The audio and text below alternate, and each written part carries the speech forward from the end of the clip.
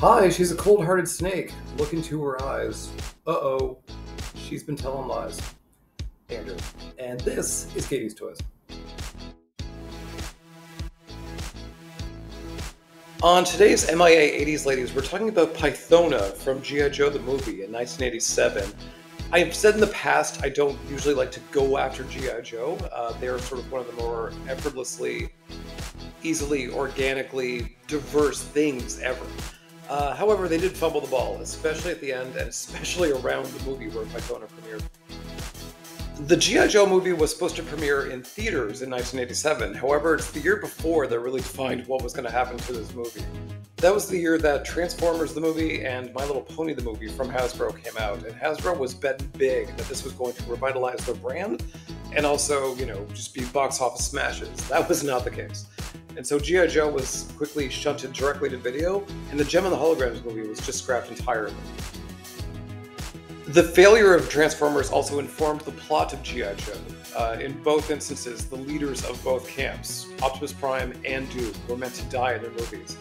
In Transformers movie, they successfully killed him and all of your childhood friends. In G.I. Joe's case, they sort of said, okay, that didn't go well.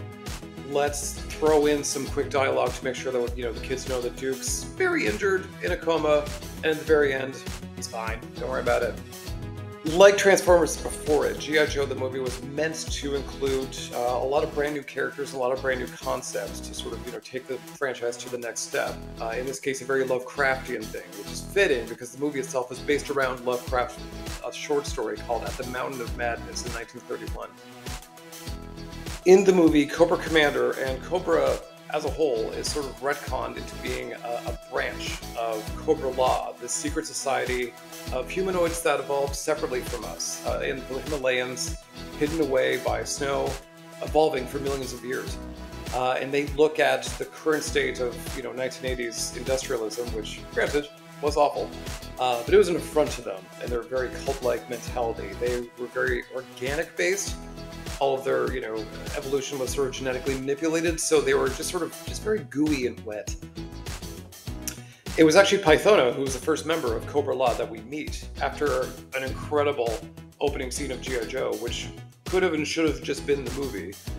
We delve into the Lovecraft of it all, where Pythona breaks into the Terrordrome specifically to give Serpentor a message about the coming of Cobra-La. She just easily dispatches all the guards, all their defenses, doing flips, doing tricks. She was just a drag queen diva that, all the little gays fell in love with immediately. Pythona had retractable nails, which is always very cool, very Catwoman. They also dripped poison, which, again, added bonus, very Poison Ivy.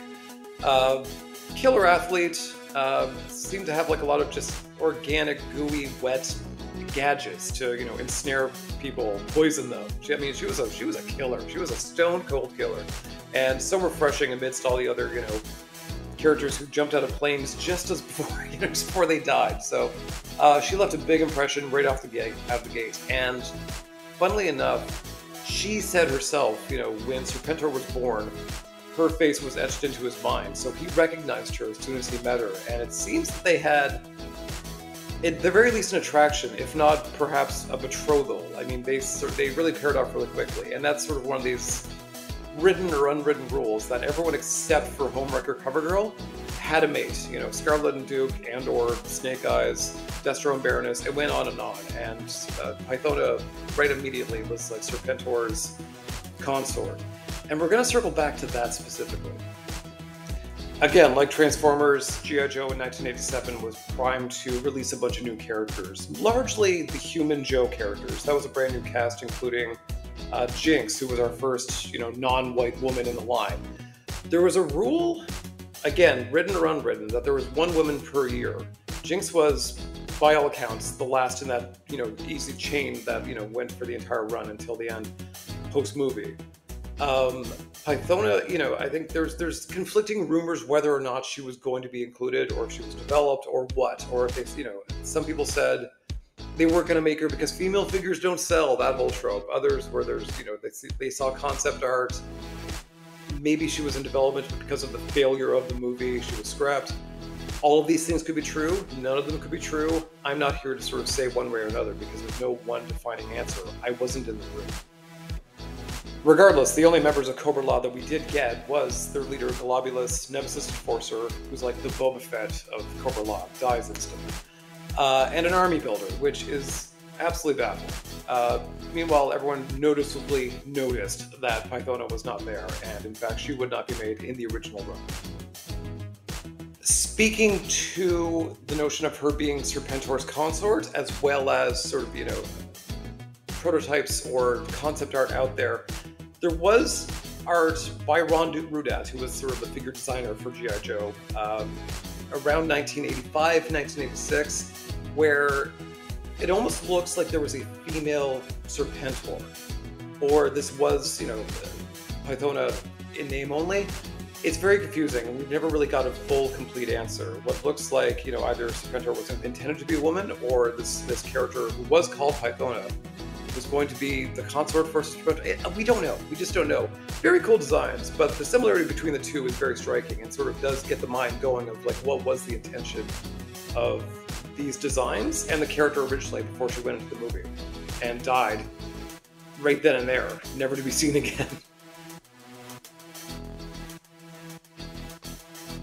I like these final verdicts because there's the good news and there's the hopeful news.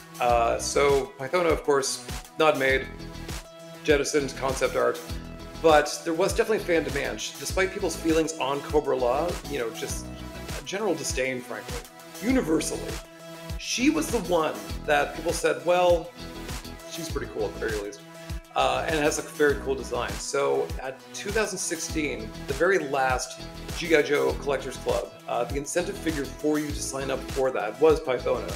She was a bit of a kit bash of other figures, but she had her cloak, bald head with ponytail, her own scratchy nail hands. She was a very cool figure and a very cool way to end the whole thing out. That was, of course, the 3 3/4 days during the 25th and later 30th anniversary. We're now living in the future where it's 6 and 7 inch or nothing, baby.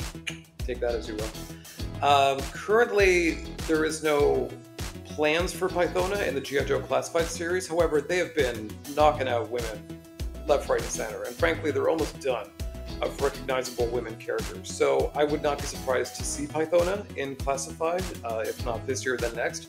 If not a pipeline reveal very shortly. Very likely too, because they haven't, informed us that Nemesis Enforcer is coming. So they're dabbling in the Cobra-La of it all. Likewise, Super 7 is still pretty young in their line, but I mean, they love the weird. They love, things you can't get other places. So, Pythona, and again, the weirdness of Cobra-La is very much in their wheelhouse. So if the line continues, if it continues to be successful and they keep pumping them out, I think it could be made there. I'm personally a little more Super 7-y, just because, again, it goes with my masters, but either figure I would probably pick up. And that's the lowdown on Pythona. A very, odd ray of sunshine in a very abysmal state of affairs in 1987. Cool character, great design, very iconic, very beloved amongst fans, even though, she's not amidst a faction that is terribly beloved. So I thank you for watching. Feel free to like, comment, share, subscribe, and I will see you next time on MIA 80s Ladies.